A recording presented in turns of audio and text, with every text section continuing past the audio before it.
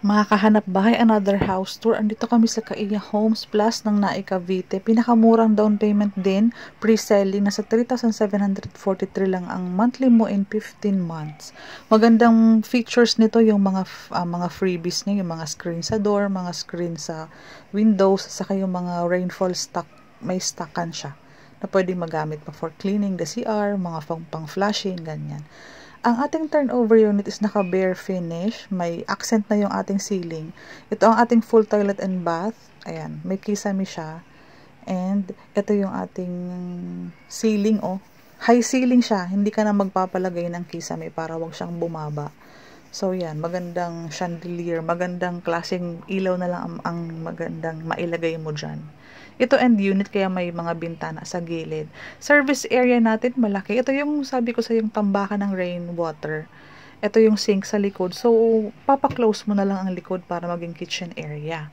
Ang ating second floor is naka-open layout. Dalawang bintana with kisame, and may mga switch na yan. Sa electrical natin, meron ng mga switch. May mga ready na yan for partitions. Yung ating second floor, provision for 2 bedrooms.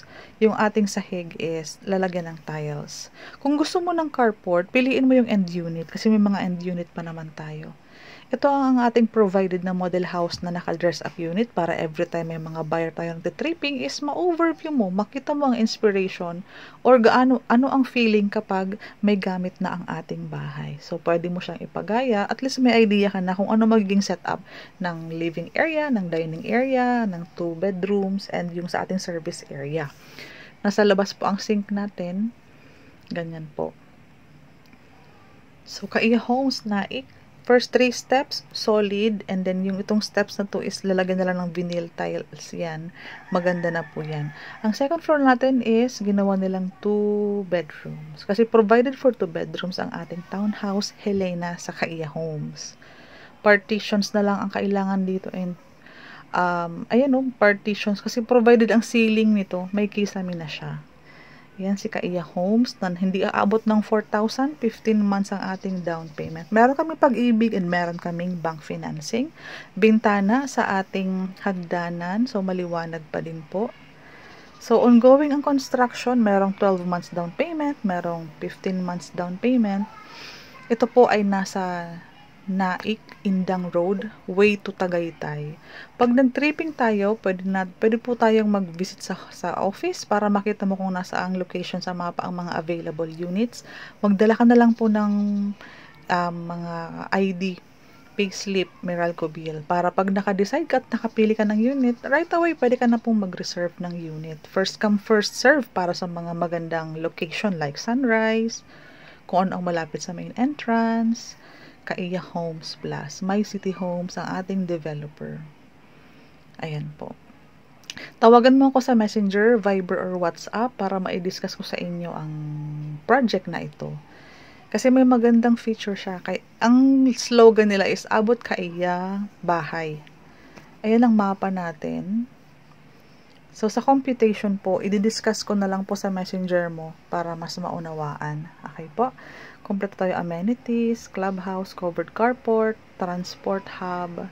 Ito meron tayong regular inner and meron tayong regular end. Magkaiba po ang computation niya. May Helena inner, Helena end. Para sa ibang katanungan, directly message po ang aking Facebook para magkausap tayo. And kapag hindi ka pa po nakasubscribe sa aking channel, please subscribe para po ma-update ka or ma-notify ka kapag may mga bago po akong project na i-upload kasi lilibot po ako sa mga existing project at the moment para mayroon po kayong mapagpilian. And pwede din po ako makabigay ng mga suggestions, most especially sa mga location. Kaya maganda pong magkausap tayo para ma-qualify natin at mahanapan kita ng talagang yung pinakahanap mong bahay, kung anong location, kung pasok ba sa budget mo, kung saan mga malapit na mga major establishment, at kung okay ka sa bank financing, kung okay ka sa pag-ibig financing. Kailangan po ma-consider na natin yan sa pre-qualification stage, kung saan nangyayari po yan kapag tinawagan mo ako.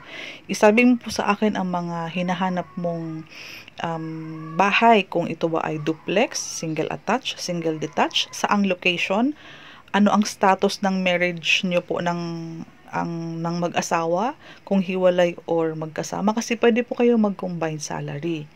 And kapag separated po, medyo kailangan nating pag-usapan na ito po ay conjugal property. Kailangan talaga po ang appearance, signature, and ID nung ating asawa kahit po ex mo na or hiwalay na kayo. Malaking factor po yan kasi may mga buyer tayong qualified siya pero nung hiningan na po natin ng ID or appearance, pirma ng asawa, ayaw po nilang malaman ng kanilang dating asawa na kumuha sila ng property.